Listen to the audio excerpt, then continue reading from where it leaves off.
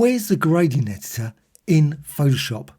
Now if you go over here to the gradient tool, select that, and then just go up here, and this is in using the latest version, 2024, you've got gradient. If you click this, you'll just get the presets, and then you can apply that preset.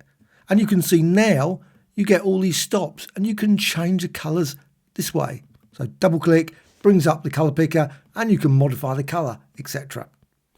Now if you're using the old style gradient, and let's just go to layer and flatten, and then just go up here again, and this time select the classic gradient. This is the one that was in previous versions of Photoshop.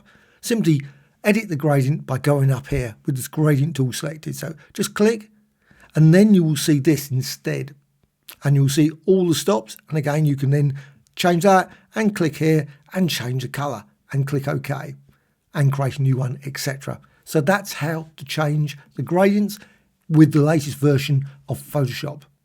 Hope you found this of interest. Any questions, please let me know in the comments below. Bye.